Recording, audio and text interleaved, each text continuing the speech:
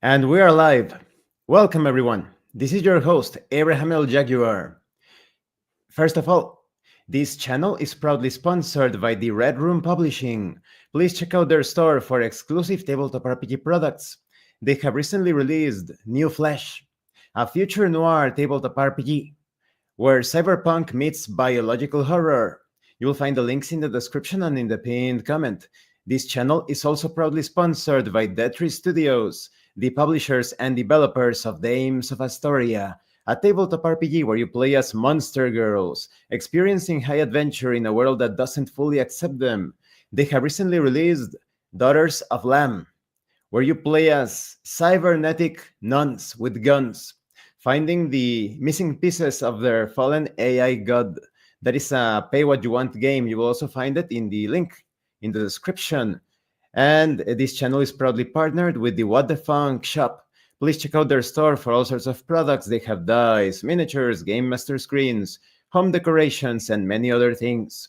You will find the link in the description and in the pinned comment as well. And make sure that you use my code for a special discount. Today, I have the immense honor and pleasure of presenting to you Lucius Aurelian, who I would refer to as an old world researcher and philosopher. Lucius, thank you so much for being here. It's wonderful to be here, Abraham, and thank you for inviting me. Lucius, could you please give us a presentation of your channel? What is it that you do and your current projects?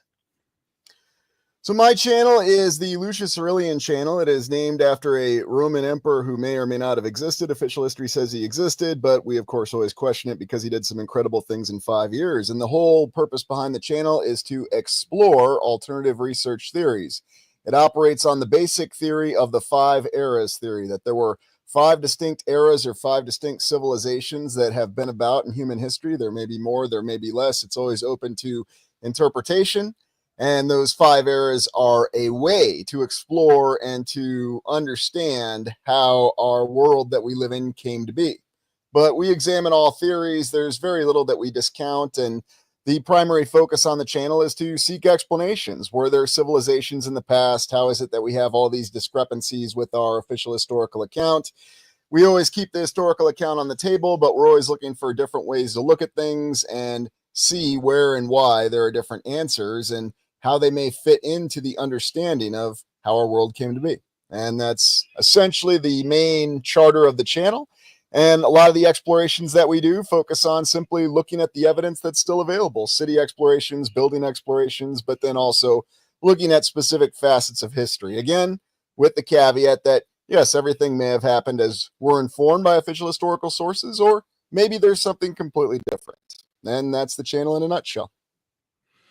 That's a very good explanation, and I also really liked it when you, in each of your live streams, you're always open to the possibility, but you take an objective view at things. I've seen some of your subscribers that they tell you, "Hey, maybe it's this other thing, or maybe it's this other thing," and you say it could be, it's possible, but you always give an opportunity to analyze things from every single angle. Well, I mean, in my perception, especially over the last 20 years, it seems as though we have changed as a society to where we're not as open to considering the opposing ideals so much. And now it's this fanaticism more than this objective consideration or evaluation of an idea or a theory. And suddenly you wander into this dangerous territory where theories and ideas suddenly become facts just because we say they do. And really, that all starts with us. I mean, that has nothing to do with anything anybody else or any institution tells us. We're the ones that make that happen. So I try to operate in a different fashion from that. Because it is true. Just like dogma and doctrine is dangerous when you shut yourself off from any other possibility, it is also dangerous to just speculate, but without reasoning, and if possible, perhaps with evidence. Now, could you tell us more about those 5 eras? That I think your channel is probably the only channel that pays so much attention to that segmentation or division of the timeline. Well, and to be clear on it, it's really just a way to explain the primary observation that we see, that everybody sees from all perspectives, and that is that we have cities, towns built on top of the remains of previous cities and towns. And everybody agrees on that, whether it's mainstream history or alternative researchers. You go out and you can see that. And you can see it in different eras and different presentations of even our more recent history. You can go back and watch an episode of In Search of, hosted by Leonard Nimoy, and they talk about the theory of Troy and how really Troy may actually be out there and there's just a more modern city that's built on top of what it used to be. That's just the example. And so the five eras theory falls on that. It's explaining, well, how is it we have pyramids out there, but then if you go around in cities anywhere in North America, South America, Europe, you will find that there are structures that seem to defy the capabilities of both our contemporary civilization. In other words, we couldn't do them today, although people try to argue that we can, even though we don't. And they certainly defy the capabilities that we had 100, 200 to 500 years ago, which is where the predominance of the structures that we look at were reputed or stated to have been constructed in. I was also really surprised because just recently I found out that here in Mexico, in Puebla, we have what is supposed to be the largest pyramid, but we couldn't see it because there is a huge church built on top of it, and it is completely covered in grass and trees. But those that have analyzed it, it is probably the largest pyramid, and I had no idea that it was there all along. Well, and that's an all too common story, you know, and who knows, maybe 5, 10 years, they're going to tell us, well, actually, it's not a natural terrain feature in Bosnia. It's really a pyramid. You know, I'm not saying they will. It's just an example. But, you know, the Bosnian pyramid, that's been back and forth. Now, of course, we're assured that is a natural terrain feature. It's a natural formation. But, you know, investigations are always happening, and the mainstream opinion on things can and does change. It needs to. It's testing theories.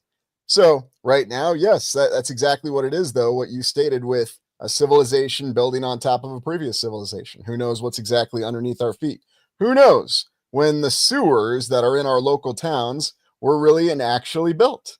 Were they all dug out in the 1800s, as we're led to believe if you're in the United States? I question that severely. And it's really funny because you see these underground places like basements and whatnot, and they have windows and doors that lead to the soil. That is, why would you make a window and a door that leads to nowhere, to the ground?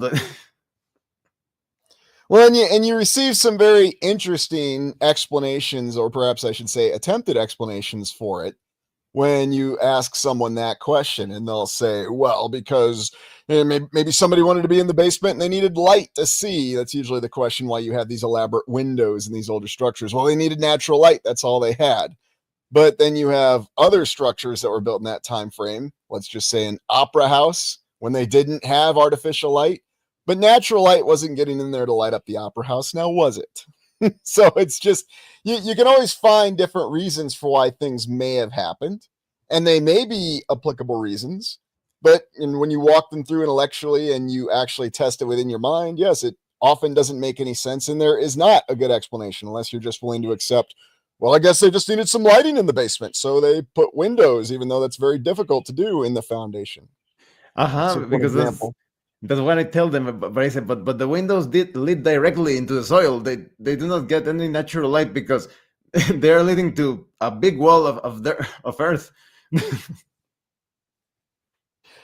Well, and that's usually what you'll see happen. And then it'll be, well, they added dirt, they added the foundation, they've renovated it. And of course, that is what's happening. But is renovation actually occurring? Are they just redecorating, or are they just putting scaffolding around them? That's the series of questions that we have. And remember, everyone, this is all science fiction. But let's just consider that perhaps with the current muddy disasters that have been going on in North Carolina, Spain, various parts in the world, where places are completely under the mud right now. There are literally buildings that completely submerged, and it makes you wonder about all of those things concerning certain mud floods. Correct? Well, I think so, because of the fact that you see that could have happened. And let's be honest, I mean, mainstream science, they tell us that these disasters happen all the time. That's exactly what they'll tell us. So There was a disaster here. There was a flood there. There was a landslide here. So why is it out of the realm of consideration that it didn't happen perhaps on a larger level in the past? I also find it very interesting that the number five is sometimes very important because you have divided things in the five eras. And you said that Lucius Aurelian in 5 years accomplished so many important things. And in here in Mexico, we have the story of the five sons of creation. Do you think there is a greater significance to five when it comes to all of that? Maybe, maybe not. I mean, numerology, the issue is that when you only have 10 single digits to include zero, there's going to be a lot of repetition. There may be significance in it. There may not be. But I mean, if you go down that road, you can find significance in everything. Why are there 8 points on the star? Why are there 5 points on this star? Why are there 6 points on the star? What's the significance? Well, there may be no significance at all, but when you only have 10 digits, 0 to 9, there's going to be a lot of recursion, repetition. And so you can start to see patterns. Now, it's not to say there may not be patterns. It's just to say that there's a limited number of options. Although, we live in a society where there tend to only be two options or two ways to look at every single thing. So what are you going to do, right? That falls a lot into Tesla territory of analyzing the sacred numerology and all of that. And I was also thinking, when it comes to, like I said, the five sons of creation in Mexican mythology, there are some parallels, some very interesting parallels. I don't remember if it's in the third son or the fourth son.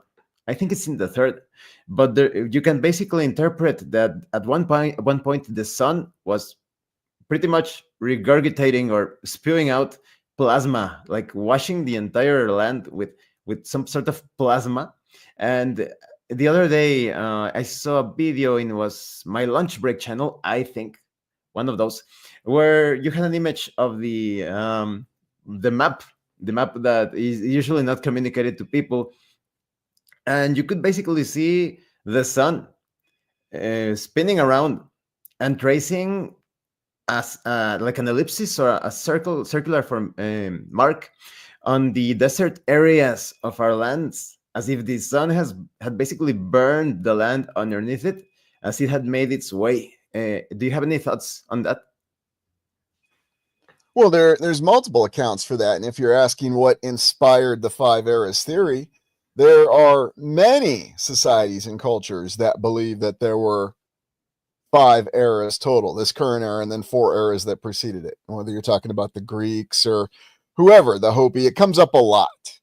And so I think there is something to what those observations are. I think there is something that we should pay attention to in the detail of those observations, because a lot of what we have is, even taking history from any time in the 1800s, there is nobody alive today that witnessed anything that happened in the 1800s. Now, you can watch an interview of somebody who was alive in the 1800s, but you're watching a controlled interview on a televised program. You can't ask your own questions to verify things. And so the point behind it is, it's not to say that it confirms beyond any shadow of a doubt that, yes, there was something going on that we didn't understand, but it does cause us to question that the confidence that we have and exactly how things were just 100 to 150 years ago, it's a lot more vague than we'd like to believe. And I think it really all starts there. And then the further you go back in time, things clearly get more cloudy. And yet a lot of what history is, well, we have the writings of Tacitus. And yet if you look at how many times they rediscovered the Romans and the entire Roman civilization, even though there were ruins of it all over Europe, but they kept rediscovering it. It's really bizarre. It's really bizarre. But we can tell you what Julius Caesar had for dinner before his assassination. We can tell you when he scratched his ear during a speech. I mean, it really doesn't add up, this level of detail that we have from the distant past. But then, well, I can't really tell you what this robber baron or this railroad tycoon was doing just 170 years ago. It's very limited. It's really, really strange when you step back and you look at what detail is available and what detail is not available. And I think that's one of the big, huge question marks that we tend to have. And you start to realize something about this feels a lot more like a confidence trick than it does unofficial account. Now, maybe that's just the machinations that we have. Maybe I'm just deluded in my perception of it, or my perception of it. Not really sure. But it does come up a lot to simply be ignored, to just say, oh, yes, well, we must have known what Julius Caesar was having for dinner 2,000 years ago. But it's perfectly natural not to know what virtually everybody who was of importance in the 1800s was doing, because it's more recent. So we know it must have happened the way we think it happened. And I think it's very important for us to understand the past because as some people do not realize that the more you understand about the past, the more you can affect your present. For example, like I said, in the case of the sun, the moon, our understanding of those concepts, it would be pretty creepy if someone were to actually take control of the sun in that scenario, in that particular scenario, and activate again that sort of like a plasma ray. And I just saw in a video in the channel, it's a channel in Spanish. What was the name? I forgot the name, but he basically mentioned that in many old scriptures, legends, mythology, it looks like the moon isn't that old. Have you heard something about that? Well, there's a lot of accounts that relay times before the moon, when there was no moon in the sky. Now, these will be dismissed because, well, this was just science fiction fantasy at the time that it was written. Maybe so, but who in their right mind is going to imagine a sky without the moon, or decide to mention it and not go to something much more fantastical than that, I would think.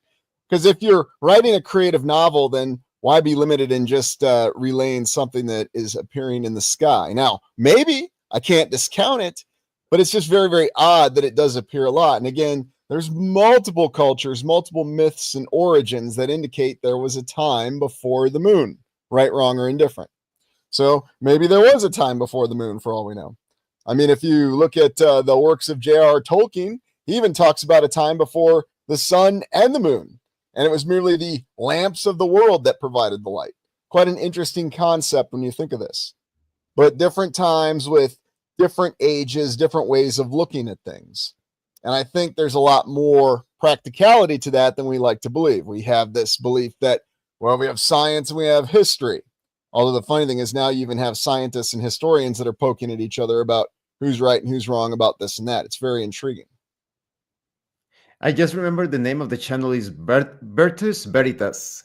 But I also thought how, for example, the energies of the sun and the moon, they have noticeable effects upon us. If you want to dry fruits or vegetables for consumption, you place them under the sun and they're going to dry up and you will be able to eat them to take them on long journeys and whatnot. But if you do the same thing under the light of the moon, they petrify.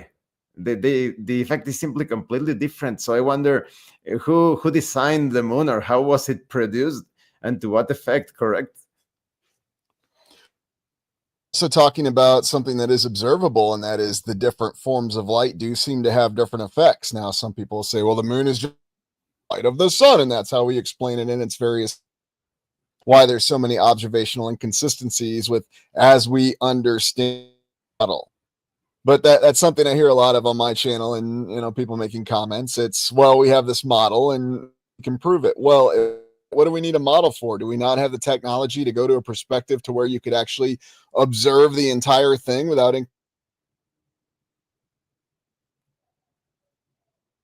detailed observations? I'm not exactly sure why, but it's just this limitation or that limitation or this lack of capability. But hey, here's a photo from the Voyager probe that shows you Earth and Moon, and they're like right next to each other. Not supposed to be, but it's just the way the photograph appears. And of course, it's a composition of photographs. There's all these explanations. Now, maybe you accept that, and that's okay if you do.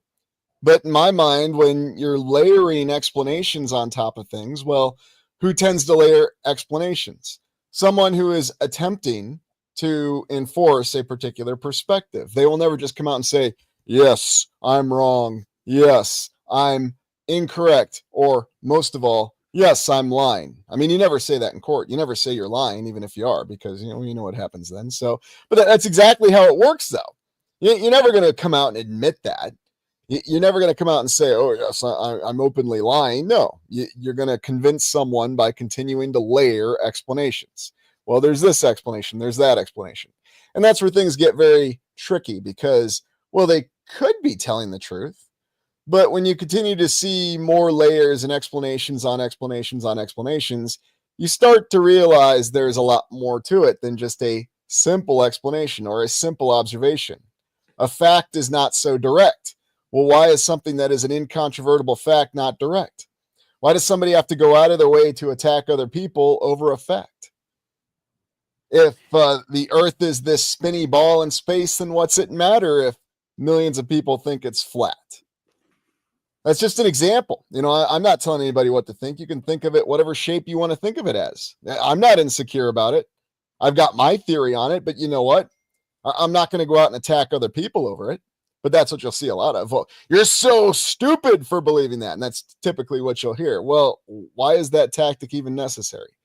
Why does it even matter if people think it's flat around? Honestly, there's nothing that changes based on that.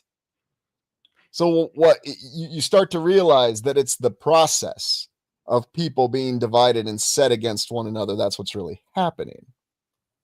I think there are two main factors, two potential main factors to that, because it was only a few years ago I also couldn't even conceive an Earth that was not round. But in my case, I think I was misled because you know that you have these controlled opposition groups like the Flat Earth Society that they give you the most ridiculous ideas.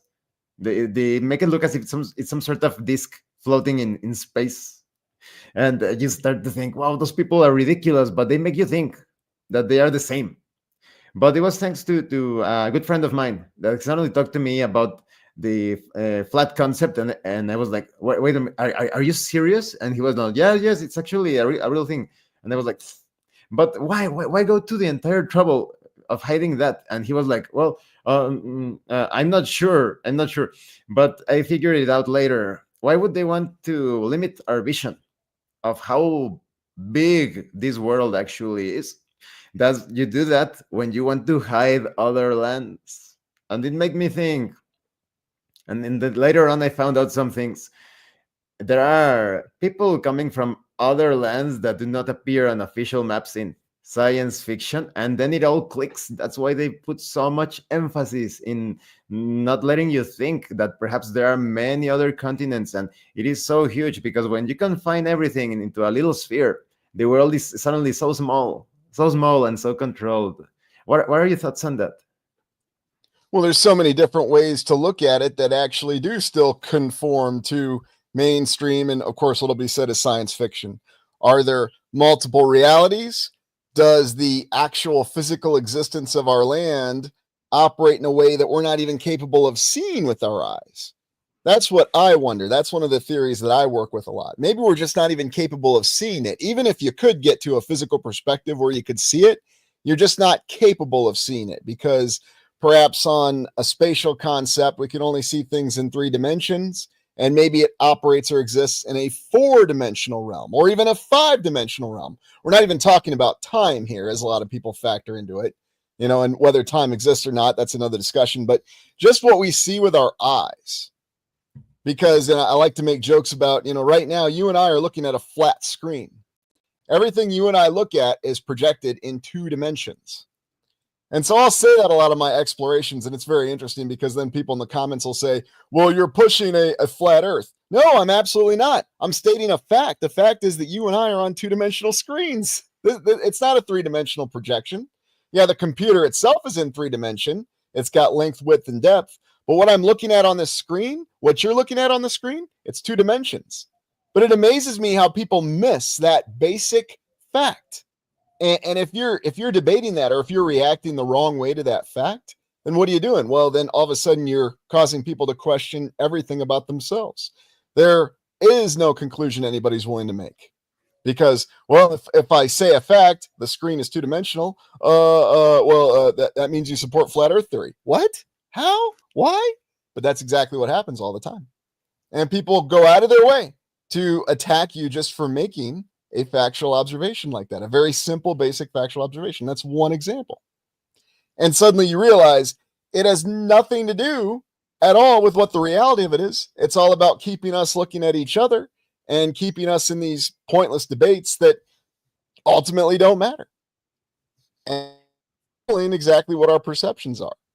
Now, I don't think there's anything that's controversial about saying that. And there's official government terms, doctrinal terms, doctrine, there you go again, that are to influence and to inform. They don't hide this. That's no conspiracy. That's exactly what they do. United States military, they have tactical tasks for influence and inform. And it's very important. And they devote a lot of resources to it. So don't tell me that that's not what they're doing. That's what they say they're doing.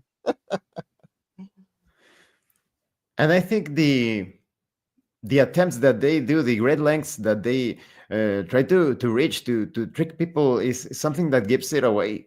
In my case, I saw that video from the fake space station in science fiction, where why do they have to use green screen and wires to fake gravity? Why? And when they get cornered, like Michio Kaku, that scientist, when he got cornered about these many things, and he was like, well, you know what, it turns out that there isn't any gravity doesn't exist.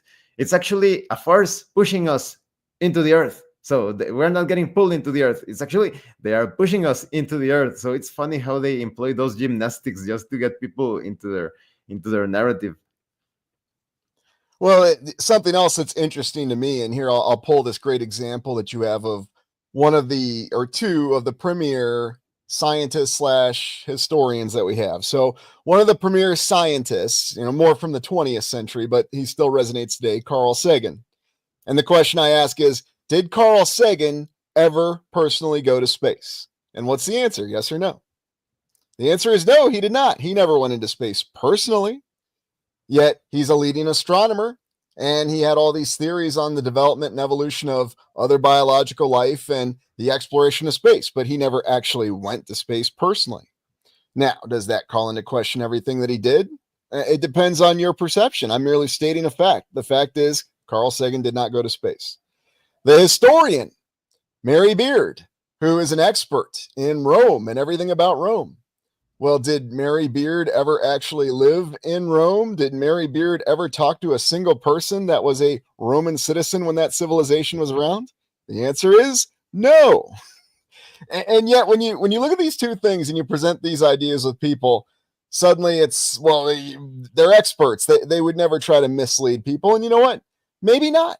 Maybe they wouldn't even try to mislead themselves.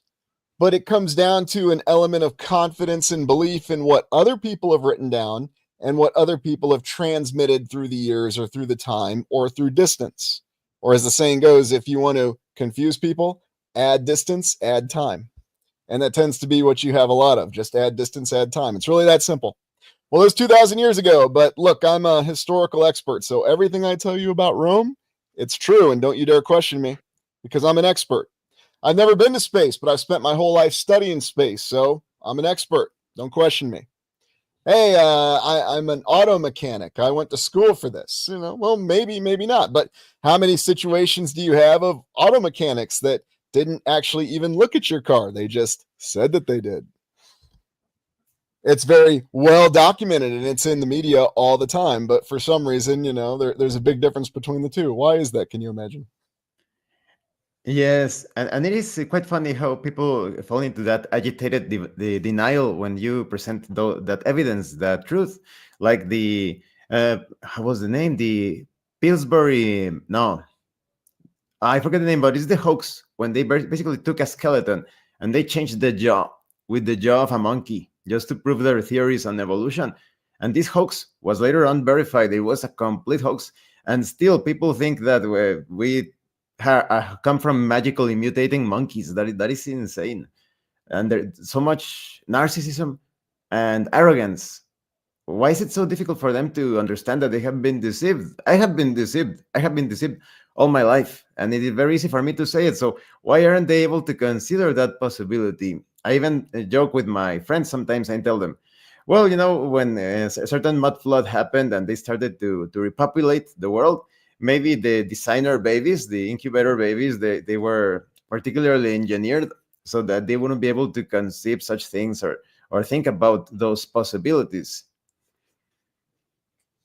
Well, I think a lot of it, and whether it was designed or whether it's a facet of the environment or whether some people for whatever reason are more susceptible to it than others, a lot of what you have This doesn't even matter who's right or wrong. Let's just completely discount that, whether someone's right or wrong about something. Let's just look at the capability that an individual has to come to their own conclusions and decide to walk their own direction. We can make a very quantifiable observation that the encouragement that one receives from society to walk their own path in life has declined immensely over the last 20 years. And I don't think anybody would really even argue that. I mean, it's okay to be with this particular group or that particular group, but you're going to be with a group. You're darn well not going to think for yourself as an individual. You're going to identify with a group first, and that's what's most important. And guess what? It doesn't even matter what group it is or what side of the political coin you're on or what your origin group may be, depending on the ways that you identify yourself, because suddenly you're not actually identifying yourself. You are allowing someone else to identify you for you. And then before you know it, you are assimilating that as part of your sense of self. It's very, very insidious how it happens. But the reinforcement behind that has increased infinitesimally over the years. It's not okay to be an individual. It's not okay to be Dumbo and be your own person. Oh, no. Because guess what? You are a Dumbo if you try to be your own person. You should be what everybody else wants you to be. And that's how you fit in with society. As opposed to, no, you learn who you are first, and then you decide how you best fit in with society. Now, maybe I'm remembering things incorrectly, but I remember a time when that was the prime focus. You figured out who you were based on your life experiences, and then you would figure out how you best fit in society. Well, not anymore. We're going to tell you who you are, and you're going to plug into society, and whatever deities you believe in or don't believe in, or whatever government forces you believe in, let them help you if you do not assimilate. That's how it comes down. It's very important for the powers that be to segment or divide people in groups. I always see people. I'm from the right. I'm from the left. I'm Christian. I'm Muslim. And you're humans. First and foremost, you're humans. You're part of humanity. Please don't distance yourself from that natural concept, because I think that is key. They also want people always to worship something or someone. This deity, this politician, this scientist. It's all about this worship culture, and you stop paying attention to yourself and your own potential.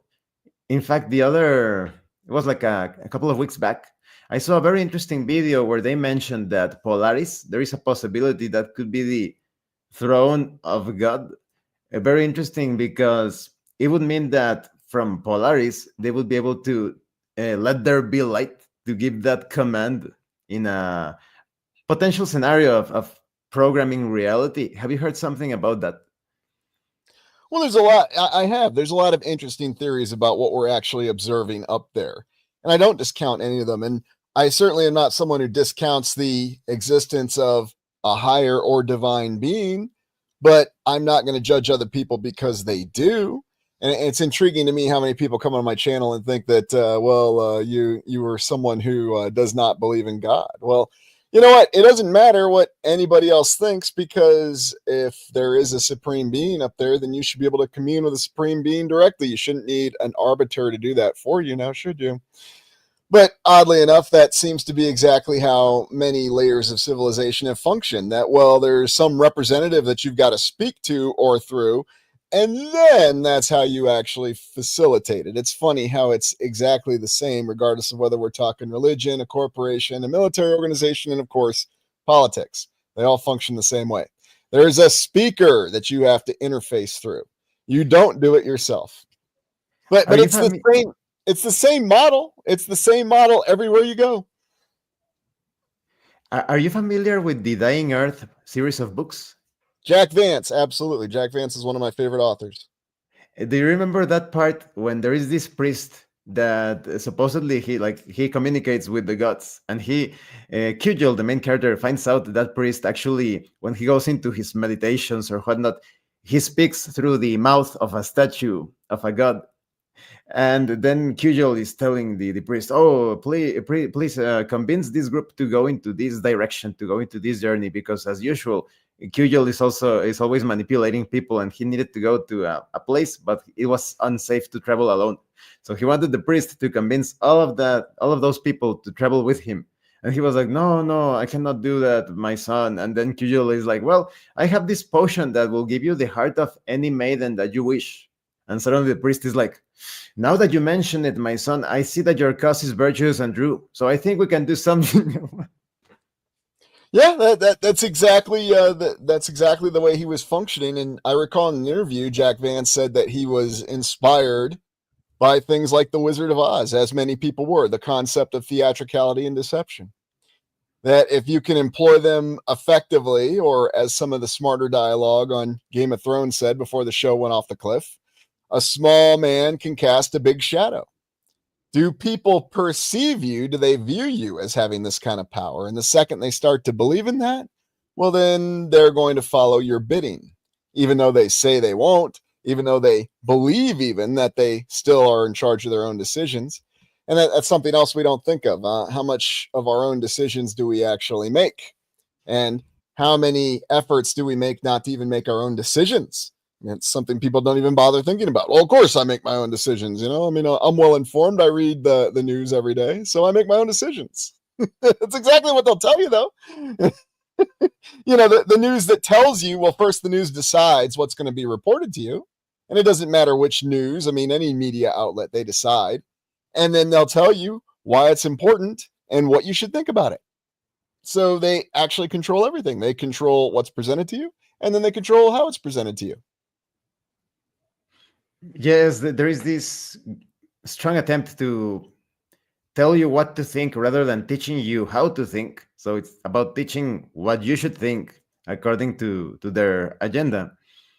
And this brings me to this other point. About a month or two ago, well, it's currently an ongoing series in my channel. I am reviewing a tabletop RPG by the name of Aether Nexus, but I found it extremely interesting because this science fantasy setting, the map is pretty much the ice rings that certain alternative maps present in a flat earth sort of thing, but there it's all floating. The instead of ice rings you have like rings of clouds. But what caught my attention is that you had this great civilization with incredible technology, with a utopian society. Everything was going so well, so incredibly perfect beyond all reason. But they lowered their guard. They fell asleep, so to speak. They became complacent. And then these beings from other lands, even other dimensions, they came in and they wrecked the entire thing. And now the setting of the game, you have this broken civilization trying to rediscover the secrets of the past. So this reminded me so much of Tartaria. Could you please tell our viewers about Tartaria? Well, there's many different ways to view Tartaria. Some alternative researchers view it as a particular civilization or empire. It may have been both. It may have been neither. It may have been a completely different society. I mean, words have meaning, but let's be honest. It's what meaning we assign to the words in the moment. So, different words. Some people see it as a civilization. Some people see it as an empire. Some people see, well, it was on maps in what is today Eastern Russia or Siberia in that area. It may have included all of Eurasia.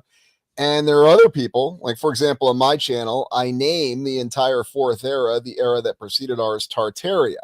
But that's just an honorary name because I believe that civilization really did encompass all the lands because we see those similar ruins, that similar type of architecture everywhere.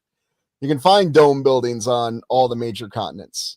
You can find, and who knows what you're actually going to find in Antarctica. That's a debate for another time. But on the other major continents, though, you will see dome buildings everywhere. You'll see similar architecture, and you can play the "Where Are We" game, and you'll find so many similarities and so many signs that it appears that there really was a civilization that encompassed everything. And so the fourth era, the era that directly preceded ours, the most tangible evidence still remains from it. Now, the earlier eras, it gets a little bit more problematic to explore because it's underground, it's buried. Is that a mountain? Is that a building? I'm not sure. Is that some kind of gigantic life form that may have been from a distant past, for all we know? that possibility is on the table too. And so I don't think you can really discount certain things because there's too many similarities. And the fact that so much effort has been put into discrediting this, why would there be effort put into discrediting things? It's really, really odd. I mean, if it was just some crazy theory, okay, well, ignore it. Who cares? I mean, that's what happened when I was growing up and years in the past. You know, if somebody had a crazy theory, you just didn't care. Okay, that's great. Have fun with a crazy theory. But now it's, no, you're so stupid. And let me tell you all the ways that you're stupid. And I'll follow it up with all the ways that you're stupid. Now, granted, I didn't witness what happened because it happened 75 million years ago, according to our official timeline. But somebody else did the research, and I'm going to repeat what they said. So, believe me, I'm telling you, it's just a mountain. That's just an example. The Tartarian era, the era that came before ours, there is a lot of evidence that that architecture is everywhere. Similarities in architecture, similarities in advancements, and then even inconsistencies with the timeline. The United States was settled by people from primarily Europe, and yet it grew up very rapidly with an unbelievable population growth of over 1,000% in a 100-year time frame. And when you actually start to crunch those numbers and you try to explain how that happened, it doesn't make any sense. It also doesn't make any sense that the cities in Europe and Asia aren't megacities that completely cover all the land with the civilizations that have been there for this entire time frame. Well, then there's another explanation. Well, the life expectancy was only 25 years, and it wasn't until before the Industrial Revolution that they invented new fertilizers, and that enabled the population to grow rapidly. I mean, it's really, really incredible that they come up with all these interesting cheetah flip explanations that just don't make any sense. Okay, so even if you provide more food, how is that just going to arbitrarily cause the population to rapidly grow? I mean, how much influence does policy and culture actually have on population growth? I mean, we love to talk about it, but is it really what's being presented to us? You know, you can find a nice little science fiction movie, Soylent Green, if you've ever seen that one, the 1970s, that was based on the book Make Room, Make Room, Make Room, or I'll Stand on Zanzibar Land. And in that film, you only see things from the perspective of New York City. You get the feeling that New York City is vastly overpopulated. But the main character never bothers to actually go outside of New York City to verify that things are like that everywhere else. He just accepts what he's told and goes along with it. Now, for all we know in that movie, maybe all you got to do is go outside New York City, and it is fertile farmland all around the city, and there's plenty of food and resources for everybody, but doesn't verify it. You know, authorities told me, so I believe it. Now, of course, I'm not saying our current authorities are doing that, merely the authorities in the fictional setting of that dystopian science fiction movie. But the idea is very intriguing. And I think that if we take a closer look at the population numbers, there are many things that do not add up. For example, I saw in my lunch break channel how there are times when the population is so low, and yet they managed to build these huge structures in less than 2 years and whatnot without power tools, and that is absolutely insane and impossible. And there are some people that are so distanced from reality. I guess they haven't spoken to a sculptor or someone who works with buildings with chisels and hammers. It would take so long to build those huge cathedrals and palaces and buildings. And in just 2 years, when the population, perhaps you had just a few adults that maybe were trained in such a thing, it simply doesn't make sense. Well, and even going beyond the more basic observation of the fact that, yes, you're saying that 20 people built this incredible temple, or 168 people, then the explanation will be tens of thousands followed on, and then they did it. Okay. So you're assuming that colonization was a very easy matter when there was no roads, there was no railroad even. One of the explorations I did was Salt Lake City. But you can actually just look at the insane population growth of some of these cities, where you've got growth that it's more than 1,000%, it's 35,000%. So if you'll believe that, then you'll really believe that, you know, anything is possible. Well, it's just all this immigration that came in from Europe. But how does that make any sense? Why would everybody suddenly just pack their bags and go to the United States? Well, there's freedom in the United States. Actually, there was slavery in the United States until the United States Civil War. They were still practicing slavery. So, I mean, none of it adds up. It's that problematic time of the 1800s where all these incredible things, anything was really possible. That's why it's always an interesting time frame to explore, because we're saying all this incredible stuff happened, but then in other places of the world, nothing really seemed to happen for decades or hundreds of years. It's really bizarre. And that's one of the biggest inconsistencies that you see, whether you're talking about 20 people throwing up a temple in 2 years, or in all these one-year wonders that we had, even in the 1920s, 1930s, when, we had more technology and we had infrastructure, so it should have been possible. Okay, well, we've got more technology now, but now we just don't do it. And now the explanation is, we lack money. Really? We lack money? We're trillions of dollars in debt, and it doesn't seem to me like we lack money. We can always make more debt, right? I mean, that's a policy. So don't tell me we don't have money. We always have money for wars. There's never a war that stopped because nobody had money, right? So if we have money for that, then don't tell me we don't have money to build incredible structures anymore. Well, it's just not economically viable. Well, how the heck was it economically viable 50 to 100 to 200 years ago? That doesn't make any sense either. You're really just accepting whatever you're told, and you're just going along with it. And then you're trying to act sanctimonious about it, which is fine. You're welcome to act that way if you think that's going to give you some sort of superiority perception. Be my guest. Shouldn't come down to that. It should come down to objective observations. But as you identified earlier, people don't like to indulge in that. It's just easier to say, I'm right, you're wrong, now shut up. I think that the way that they feed people's ego is a huge obstacle in understanding that.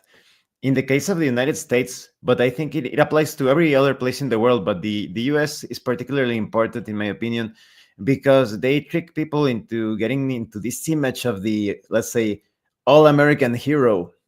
And I think that in the past, in the distant past, there was a time where the US was incredible, where it was amazing, but very, very far, like a couple of centuries back, perhaps, or more.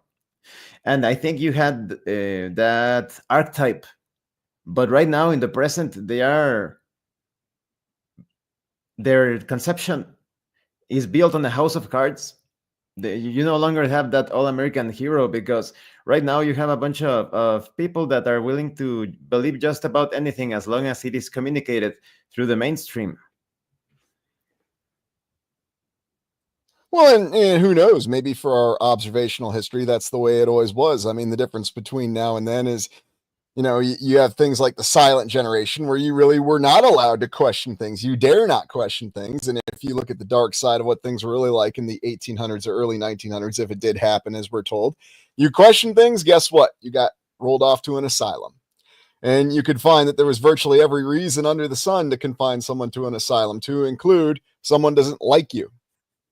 I'm serious. You could actually find that, or being a bad spouse in your marriage. I mean, I remember doing the exploration. There was a list of over 200 things for why you could be confined to an asylum. Although I could even look up and show you from the current United States Uniform Code of Military Justice that basically if your superior officer doesn't like you, they could run charges against you. It's called conduct unbecoming an officer, or conduct unbecoming a soldier. So it's all still on the books. Now they'll say that would never happen. There's checks and balances. Oh, okay, sure. You want to believe that? Be my guest. You want to think that it's all fair and impartial? Be my guest. Even though even the mainstream media will tell you every single day it's not fair, it's unfair, it's totally partial. That's why we should be concerned about it. But nobody ever seems to do anything about it, and yet they all still seem to toe the line on it. It's very, very fascinating. We openly admit this, but then everybody still believes in it. It's amazing to me, this unfettered faith in institutions, and whether you're talking nations or companies or religious institutions, we don't question things. Now, I'm not saying that they're all uniformly bad. I think there are good facets about each one of them, believe it or not. But it seems to me that we have gotten more into emphasizing more of the negativity behind them. And that's the other thing that's changed in more recent years. A church community is not about actually helping the community and propping up people. It seems to be more about exploiting people. And yet it seems to go in full circle, and you could even say the same thing about a government. Well, is it really there to care for the people, or is it there to exploit and control the people? I mean, it depends on your perception. And maybe you're one of those people that, you have good government. Then the answer will always be, well, you need the right system. But there's issues with capitalism and communism, and well, it's not real capitalism, it's crony capitalism. It's not real communism, it's crony capitalism. If they were applied right, they would work. That's what people say. Or then the other common explanation, you just need to get the right people in charge. Yeah, okay. I mean, and if you look at history, Lucius Aurelian, the real Lucius Aurelian, was an emperor. But he was so awesome. He did such incredible things in a very short 5-year period of time. Won a 3-way civil war, defended Rome from over 7 major barbarian incursions, reformed the currency, started a new religion, all this stuff in 5 years while he was running all over the place, achieving logistical feats with an army that a modern army couldn't do. There's no way you could redeploy a modern army the way he redeployed his army all over Europe and into Asia Minor, Egypt, and all the way down in the Middle East. And there wasn't air transport back then. Now you could say, yeah, they had sea transport, but even with that, come on. But then they say they moved across the land. Okay.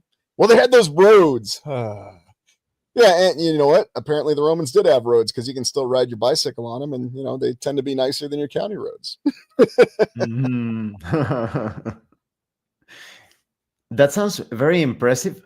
But I would say that religion is a big part of the problem, because religion has been crucial every single time in manipulating people. I think it takes away from the objectivity of looking at divinity clearly. Because just taking Christianity as an example, now they tell you God is all powerful. And if he's all powerful, why did he need 6 days to create the world and 1 day of resting, right? An all powerful being creates this like this, right? If God is good, why did he torture Hob until he proved his loyalty to him and murdered Hob's entire family? And an omniscient God who knows everything at all, everything. He would know that Hob is faithful to him. And an all-powerful being, why does he need angels and demons and floods to kill other beings? An all-powerful being kills them with a thought in an instant. So when you take a look at those contradictions, it's nonsensical, and I think it's a great tool of manipulation. And this applies to every single religion in the world. You find those contradictions every single time. No, it's very true. And actually, it was a classic Star Trek that caused me to question that whole concept. A simple line: if you were a god, you would have already destroyed me. You wouldn't be talking to me about it. Exactly. You wouldn't be wasting your time threatening me. Why are you threatening me? When someone issues a threat, then obviously they lack the power. But, of course, you won't see that in modern Star Trek. I'm talking about classic Star Trek here, of course, but just as an example. But just to tie it back into some of the examples that I've seen in some of the older video games where they did this, I mean, the Final Fantasy series, specifically what was released as Final Fantasy VI in Japan, Final Fantasy III in North America, you saw lots of great examples there of the world of balance, the world of ruin. I think that's actually references. There they had magical statues that were repositioned, and it caused the near apocalyptic destruction of the entire land, and it rearranged the land. So they went from several continents to one supercontinent and a bunch of islands. Very, very interesting if you think that may be referencing something, or maybe it's just, someone's idea for a game. They were just very creative. Maybe. Or even the original Chrono Trigger, which to this day by many is still considered one of the best fantasy games ever from the mid-90s, where you look at it looks at time, but it considers the fact that time might be a lot more fluid than we like to believe. And that was another idea that they poked around with on Star Trek quite a bit. Or, another classic series that was really good, Doctor Who, with time travel and the rules of time. And of course, we've seen what they've done to Doctor Who here in the 21st century, much like they've done with the other science fiction properties. So anyway, I'm sure they're good. They're very entertaining, but they don't take themselves seriously anymore. It's all just self-parody all the time. That's the impression I get from it. And maybe that's all people want to see, and fine, it's just entertainment, right? Self-parody and delivering a political message that has nothing to do with the inner politics of the fiction. Yeah, exactly. And that's what I mean when they used to take themselves more seriously, and I think there seemed to be, and it really, you can't even point to the 2000s when it started. I dare say it even started in the late to mid 90s for a lot of these intellectual properties. Now, there were a slew of good films that came out, but then that even seemed to drown off over time. So is it just simply people's demands in entertainment changing, or is it just simply what's being catered to people and what they accept? I mean, we could debate that all day under the sun, but yeah, that's what you tend to see. There seem to be more references in the past about real human issues, real human problems, the real human adventure. And now, well, it's not about the human adventure. It's just about whatever, repetitive adventure we're putting you on today. So let's go. Now that you mentioned Final Fantasy VI, it made me think that the main villain, Kefka, he's an excellent example of the current villains. Kefka, you remember him? He's like this jester, clownish sort of guy with his funny laugh that and his little song. But later on, he becomes like a deity. He's pretty much almost like a deity, as we humans understand it. The final boss, just like this angelic being floating with incredible powers. And I think that is key when it comes to the fall of Tartaria. If we consider Tartaria that it's only fell from its splendor due to various factors, but I think one of those factors, and this ties quite a bit with my own family's past, we understand, or throughout the family, we have passed the information that there were people that betrayed uh, the utopia of the ancient times. You see that perhaps there were very mediocre and noble families. We are talking in science fiction YouTube, in science fiction, families like Orange, Borgia, what was the other name? Conti, Bathory. So many families that you can name, so many families running the show. You see that in the past they were very mediocre. They were probably not, the laughing stock of Tartaria. But what if people from other lands, or beings rather, beings from other lands, came and told them, "Hey, you idiot, you clown! How about I make you the king of the new world? How about that? How about if I place you on a pedestal in the world to come? Would you be able to help me? Would you be able to betray those that do not accept your idiocy or your mediocrity?" And of course, they're going to say, "Of course." That's why you see so many fools nowadays. Did you see that? Let's call him President Donald. Did you see his explanation of the plane and helicopter accidents? There are even videos making fun of him. The helicopter suddenly goes up, and then helicopters, of course, they go down, and they go to the right. And the guy in the video, "Please tell us all of the maneuvers of the helicopters and your opinions rather than facts." So the reason why the world is clown territory right now is because all of those in power right now in science fiction, they were the betrayer families from the past. They were the ones that were failing miserably in Tartarian times, and they were aided by beings that come from lands, continents that do not appear in official maps. What are your thoughts on that? Well, I mean, we don't even have to look at what's actually happening with the current leadership. We can just look at how we as individuals are encouraged to be. And here's the question I'll ask. Are we encouraged to say things as we see them? Are we encouraged to be actually competent? Are we encouraged to call out things that are wrong or incorrect, or going to lead to loss of life, loss of property? Or are we encouraged to be obedient? Are we encouraged to be sycophantic, obsequious? Are we encouraged to play to our leaders and not just worship them, but also elevate them in every way, shape, and form? And by the way, which institutions does this apply in? It's not just in politics. Everything is politics now. Every organization and every institution is all about playing this way. You don't ever try to be a competent leader. You don't ever try to take care of your people. Oh no, that's not going to get you anywhere. You need to be a good sycophant in this this fantasy science fiction dystopian world we're talking about, of course, right? Where you have to tell people what you think they want to hear. It's really funny though, because that's always been with us. I just think that for whatever reason, it's been accelerated a little bit more. I still think of this This classic episode from the first season of The Simpsons, actually, is one of the very early episodes when that show was just throwing out all kinds of entertainment and comedy gold every single episode. And I remember when Homer talks to Bart and then Marge about the rules of the schoolyard. The rules that teach a boy to be a man. Don't say anything unless you're sure everybody else feels the same way. Don't tattle. And have Bart break the rules of the school, Marge. I'd rather Bart die. You can go back, and that was the first appearance of Nelson Muntz, the bully. But you can go back and listen to that dialogue. I mean, it's rich, and it's amazing how much it applies. And this came out in 1990, over 30 years ago. And they were talking about this very openly. And if you think about it, the rules for the schoolyard, oh no, it's the rules for life now. You'd better not say something unless you're sure everybody else feels exactly the same way.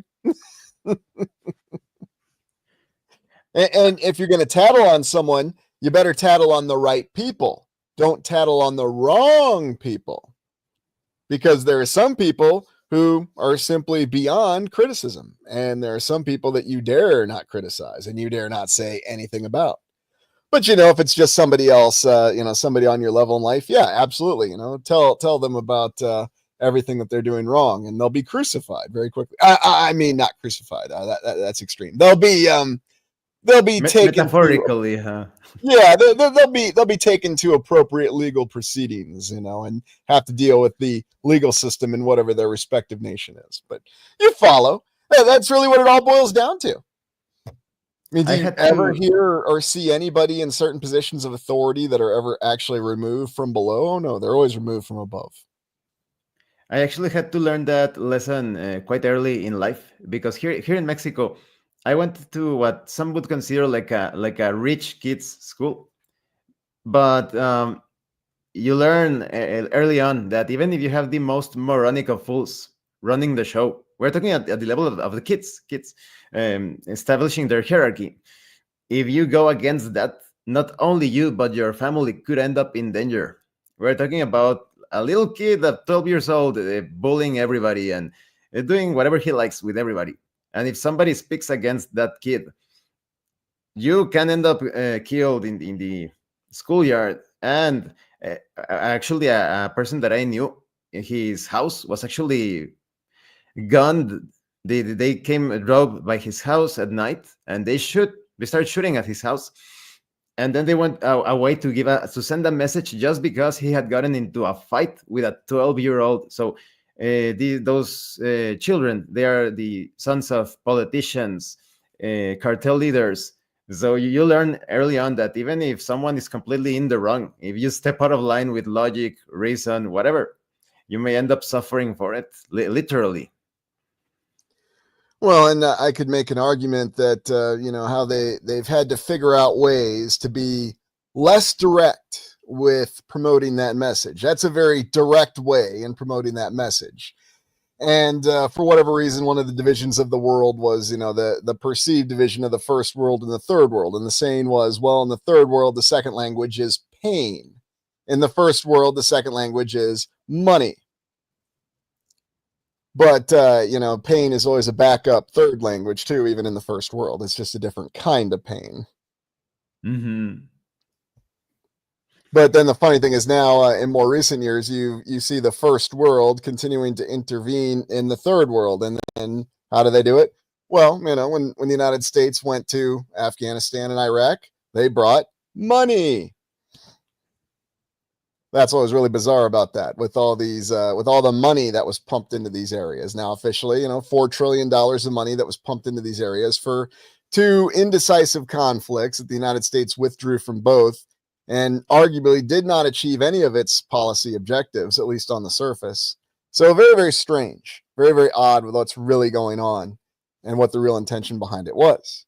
Yeah, well, of course, it'll just be stated as it was foreign policy that was attempted, but much like Vietnam, it just didn't quite work out. So we'll try to do better next time. Have a nice day. Oh, yeah, we gave you a bunch of money, and, you figure it out amongst yourselves now. We're gone. I always place a great importance in trying to analyze what caused it all to fall down. How that potential possible utopia of Tartaria, how it all went crashing down. And of course, I have already mentioned that perhaps because of indoctrination, division, you spoke about that as well. But I was also something that really sent some conflicting thoughts on that when I first started to consider such things. Is that I thought, well, if Tartaria was so advanced and so great, and how could anybody take down that civilization because they had great technology? They would have the complete advantage. But then I thought, what if there was another group with similar technology at that same level? If you have that same technology and you want to destroy the other group, you destroy that group, you remove their technology, and now you're the one gatekeeping all of that. You decide how to just hand out some droplets of that technology. Well, there's multiple theories for how it may have happened, but I think there's a lot more to be said for how every single one of us is susceptible and has the same, perhaps I should say, character flaws. And there's no doubt that our progenitors had the same character flaws, afflicted by pride and the desire for guaranteed success, and are willing to do anything to have that pride answered and that guaranteed success. And suddenly you see that anybody could be subverted or corrupted from what they really see as the true balance. I mean, and look at how people have been driven to be more emotionally unstable, how we've attacked the individual in every way, shape, or form. And, you know, even in the so called first world, I mean, you have actually more intervention in your day to day life.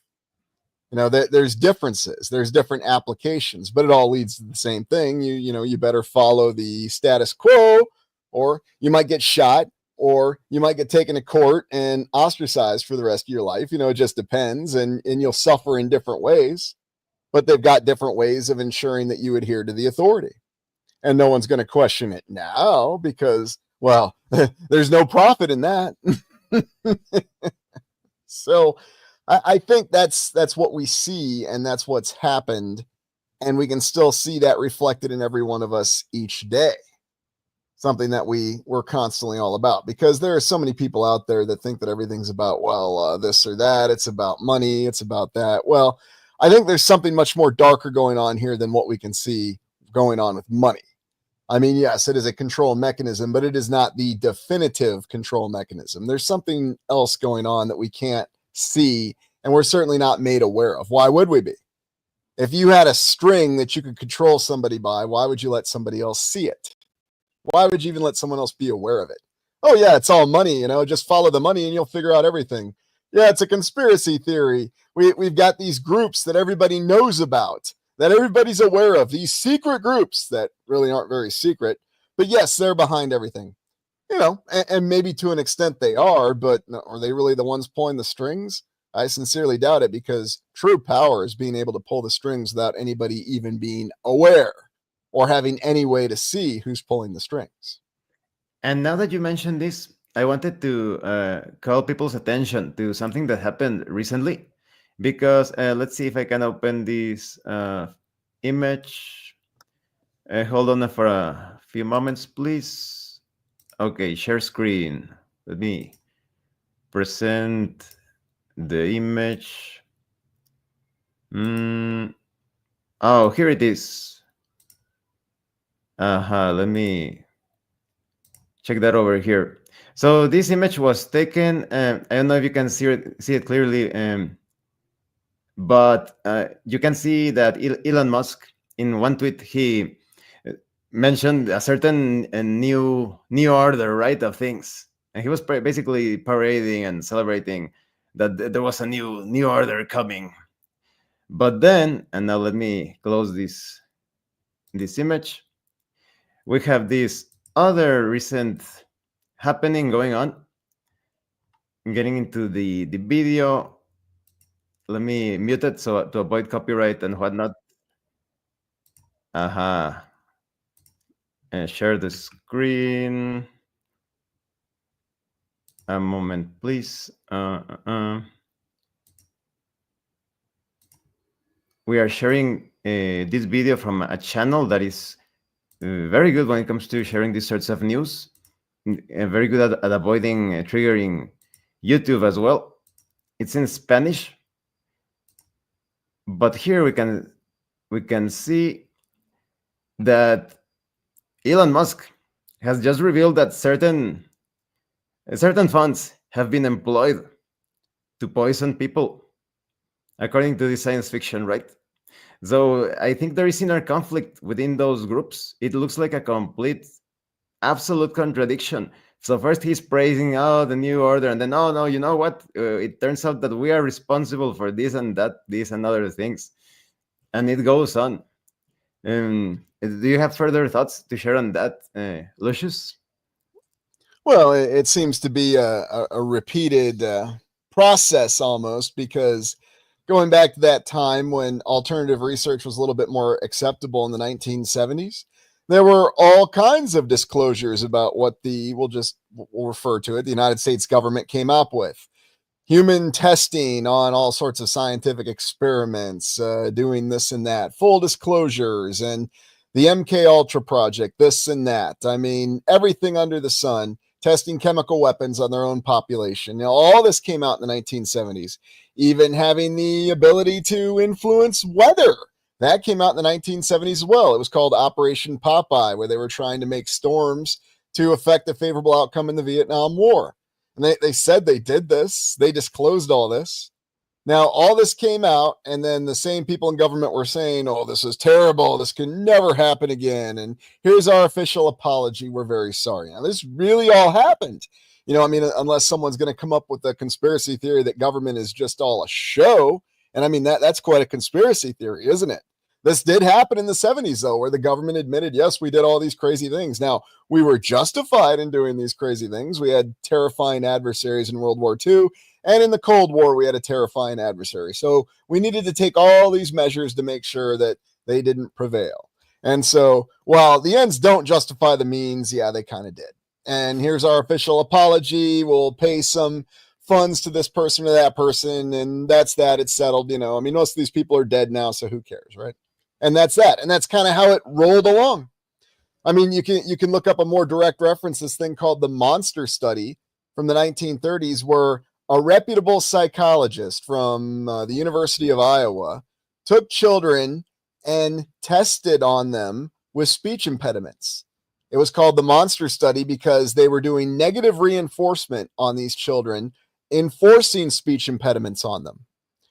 And this was well known when this all came out in the 1940s, the late 30s and the 1940s, but they didn't want to take any action against this doctor because, well, the only people who do experiments are humans are the other side, the Axis powers, National Socialists in Germany or Japan. They're the only ones who do that. We don't do that kind of thing. Now, granted, years later, the state of Iowa paid reparations to the survivors. And granted, these unfortunate kids were all in their 70s or 80s, any survivors that were left. But yes, they did admit that a terrifying crime was committed. But did this doctor ever face any kind of trial for it? No. He's a respected individual. And they still use the data from these trials. So obviously nobody had any true moral issue with it. And so if it wasn't fully addressed then what makes you think it'd be addressed now? Well, simple, because we've got the right people in charge and we've got people who really care, right? Because they tell us they do. So nothing to worry about, right? There is no real justice yet. It always surprises me how so many errors cause the loss of lives. Nobody is able to return those lives. Or if the person survived those years that went away under suffering, under pain. You see medieval justice. If you were to build a structure according to those accounts, you have to step under the structure, and when they removed the block to see if the structure was holding in place, then you will be crushed by your own incompetence. If a baker used some of the most toxic and harmful things when baking his bread and he was cut, that was the end. His life was forfeit. But now you see them doing so many bad things to people in so many different ways. We killed someone. We caused you harm or sickness. Oh, well, here's some money. Here's some money for your suffering. Here's That's it. Everything's fine now. Yeah, it's really the exact same thing as from Dickens' A Tale of Two Cities, where the aristocrat runs over the kid and then flips his dad a 5-cent piece or something really minuscule for it. Here, just give him a nickel and we're done and let's move on. And that's really what it is. And don't tell me that, oh, yes, we care about money. No, you don't really care about money. You're trillions of dollars in debt. You obviously do not. But sure, you can tell us that you do. And, well, I'll just laugh at you now. Anyways. I found it very interesting that you mentioned that there is something deeper that is not just about the money. Could you elaborate a bit more on that?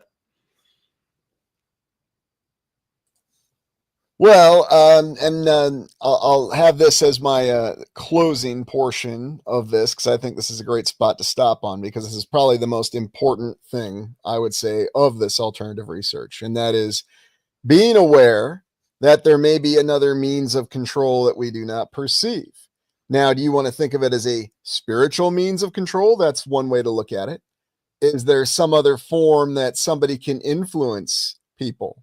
Or is it just merely the extremes of theatricality and deception that we're all buying into? There's observations that support each and every one. But do I believe that there are some people who could be more susceptible to this form of control? The answer is yes. Because a lot of people fall under this influence of this desire to be a servile flatterer. That I care, I need the approval of my superiors, and not even my superiors anymore, but my peers. Therefore, I need to take action A, B, or C. And everything's all about that. And maybe what that's really reflecting is some other form of influence, whether it's over the mind or the spirit, however you want to see it. It doesn't really matter. You can see it anyway, and maybe both perspectives are correct. But perhaps there is some way that people are guided or limited, or even both, in ways that we can't even begin to fully understand, because we just don't want to look at those possibilities. It's all about money, it's all about socialization, and it's as simple as that. And you know what? It may be, and it's just showing how powerful that socialization really is. But I suspect there are signs that there's something even more insidious going on that really has the ability to actually guide people in a certain direction, because some people seem a lot more capable of looking in other directions. It's really that simple. And a lot of other people do not. And they just become stuck in vicious loops the rest of their lives about trying to gain righteousness for this sense of emotionalism that's not really based on anything tangible. Now, is that something that we'll just be told, well, it's a psychological aberration, this person is sick? Or is there actually something that's happening that's being inflicted on this person? That's the great debate. And when you look at the fact that so many people were confined to institutions, asylums, for any given reason, it causes me to seriously question the fact that they continue to default to that outcome and explanation for why there are so many people that are suffering these sorts of breakdowns. But that's just a perception. Insane. The sane are inside the building. The sane are inside the building. And I think it's also about the setting the right circumstances for it, right? Because I've seen throughout the years some dramatic transformations when someone frees their mind from indoctrination, whatever indoctrination that you consider, and they also change their diet and they stop putting harmful things into their bodies. You see that they actually start to become who they truly were, they were truly meant to be. But thank you, Lucius, for all of your thoughts, your insights. I personally consider you one of the greatest, one of the greater, or perhaps you could say, researchers and philosophers of the old world. Thank you so much again for being here. Well, thank you for the invitation. I appreciated the conversation, and I hope you do well. And thank you to everyone else. Thank you, Vic. Thank you, Alan, and to everyone else who has been watching this live stream. This has been Lucius Aurelius and your host, Abraham L. Jaguar. If anyone else wishes to further support the channel, consider joining as a member using the super thanks button, like, subscribe, take a look at the information in the description, the pinned comment, and take a look at Lucius's channel. I'm going to link his channel in the description and in the pinned comment. I just realized I need to add that. But once again, thank you to all and see you later.